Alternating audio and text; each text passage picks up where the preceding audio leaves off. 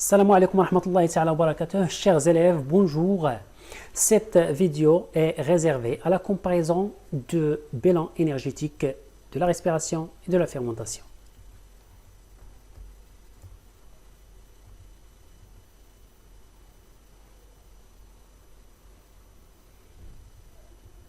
Toujours avec notre plan, on est arrivé à la dernière partie de notre cours, la comparaison du bilan énergétique entre la respiration et la fermentation.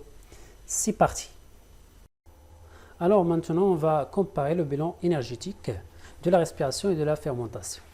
Rappelez-vous, lorsqu'on a parlé de la glycolyse, l'étape commune entre la fermentation et la respiration, le bilan énergétique, c'est 2 NADH plus H+, 2 ATP, 2 acides pyruviques. Alors, comme énergie, on a 2 NADH plus H+, et 2 ATP. Puis, on a dit que l'acide pyruvique il entre dans la mitochondrie, il va subir des oxydations dans la matrice mitochondriale. La première réaction, bien oxydation de l'acide pyruvique, c'est celle de la formation de l'acétylcoenzyme. Alors, le passage de l'acide pyruvique en acétylcoenzyme A, donc on constate qu'il y a production de 2 NADH plus H+. Donc le bilan c'est 2 NADH plus H+. Puis l'acétylcoenzyme A, il va rejoindre le cycle de Krebs. Voilà. Au niveau de la matrice, l'acétylcoenzyme A, il va entrer dans la réaction du cycle de Krebs. On a déjà parlé de ça. Donc الناس اللي ما عرفوش يرجعوا الفيديوهات راه مرتبين بالارقام وسيروا بالترتيب باش انكم تفهموا هادشي باسكو ديجا هضرنا عليه. Donc le bilan, voilà, c'est comme suit. On va multiplier par 2. Voilà, au bilan. Le bilan c'est NADH plus H+, 2 FADH2 et 2 GTP, donc c'est 2 ATP. D'accord?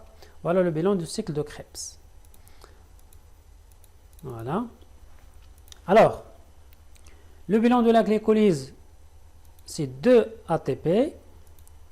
Il y a également production de 2 ATP lors des oxydations dans la matrice mitochondriale.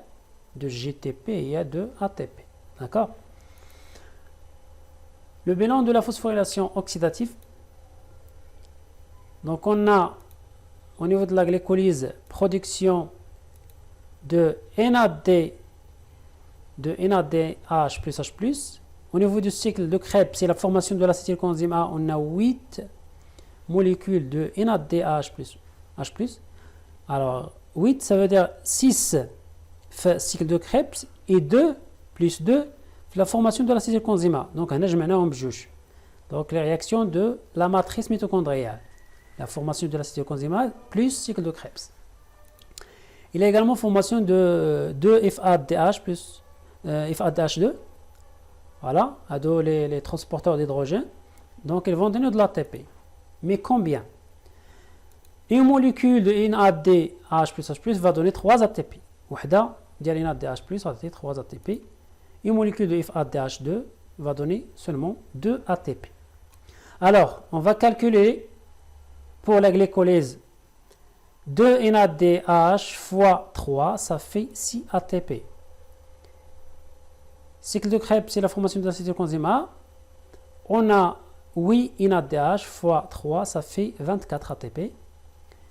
2 molécules de FAD fois 2, ça fait 4. Au total, on a 34 ATP. S'ajoute bien sûr 2 ATP. Et 2 ATP, ça veut dire plus 4. C'est 38 ATP théoriquement. Alors, il y a des cas exceptionnels, bien sûr. Il y a les cellules qui ont 36 et des cellules qui ont 38, selon bien sûr la navette de NADH plus H+. Donc, bien mettre les détails. Alors, théoriquement, en gros, 38 ATP. Alors, pour l'équation globale de la respiration, 6H2O6 plus 6 molécules d'oxygène Donc, elle va donner CO2 plus CH2O plus 38 ATP. Alors, donc, le calcul de rendement énergétique de la fermentation est celui de la respiration.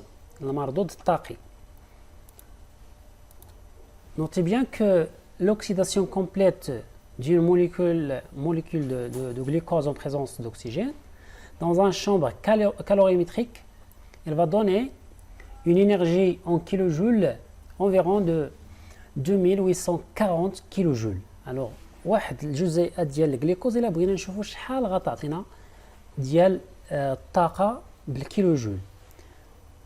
بيان سور في واحد لا شومبر يعني تجريبيا ماشي في داخل لا سيلول مي تجريبيا في واحد لا شومبر كالوريمتريك غتعطينا الماكسيموم ديال الانرجي سي بيان سور 2840 كيلوجول.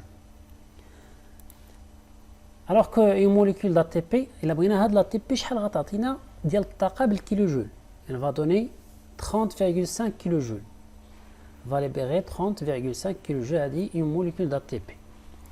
Bien. Alors, on va comparer le rendement énergétique entre la fermentation et la respiration. Une molécule de glucose va donner 2840 kilojoules de l'énergie. Par la voie de la fermentation lactique, on va avoir deux acides lactiques. Alors, les deux acides lactiques, ils emmagasinent de l'énergie. L'énergie potentielle est environ de 2672 kJ de l'énergie emmagasinée au niveau de ce composé organique, l'acide lactique. Donc, une dégradation complète باقي فيها الطاقة اللي هي تقريبا ديال 2672 kJ. Bien. Par fermentation lactique, on a bien sûr production de 2 ATP. 2 ATP, combien en kilojoules? Va donner 30,5 fois 2. Ça fait 61 kilojoules. Donc, la fermentation lactique, elle va donner combien d'énergie en kilojoules? 61 kilojoules. Et le reste, donc le reste de l'énergie, et les DCP se forment de chaleur. C'est combien? C'est environ 107 kJ. Voilà pour la fermentation. On va la comparer avec la respiration. La respiration, on a combien d'ATP? Théoriquement 38 ATP. Ça veut dire combien en kilojoules? C'est 30,5 fois 38 va donner 1159 kJ de l'énergie. Avec production, bien sûr, des composés minéraux dépourvus de l'énergie, CO2 et H2O.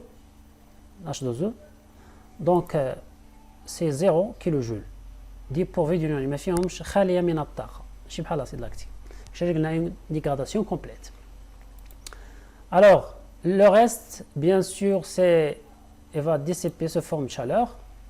Elle est environ de 1681 kJ de l'énergie dissipée sous forme de chaleur.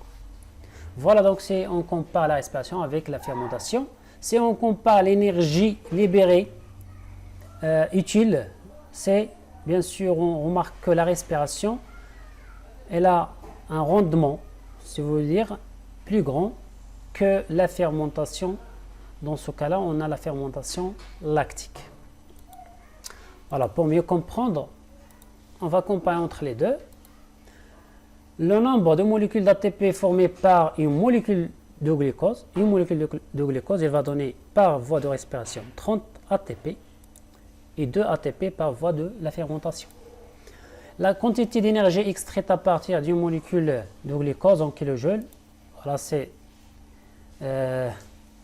on a ici 38 fois 35, ça fait 1159 kilojoules. Et ici, on a 61 kilojoules. Pour le rendement, comment calculer le rendement? Le rendement en pourcentage. le rendement égale l'énergie contenue dans l'ATP, en kilojoules, sur l'énergie globale emmagasinée dans une molécule de glucose, en kilojoules, fois 100. Alors, pour le rendement de la respiration, l'énergie contenue dans l'ATP, c'est 1159 fois 100 sur 2840 kJ, ça fait 40,8%. Voilà le rendement de la respiration. Pour la fermentation, on a comme rendement 2,24%. Voilà, c'est on compare entre les deux, on trouve que la respiration, bien sûr, elle a un rendement plus élevé que la fermentation. Donc le rendement énergétique de la respiration est plus élevé que celui de la fermentation, mais reste cependant relativement faible, car une grande partie de l'énergie chimique du glucose est perdue sous forme de chaleur. Tandis que la fermentation, les déchets organiques produits contiennent encore une partie importante de l'énergie. Donc c'est une dégradation incomplète par la fermentation et complète par la respiration.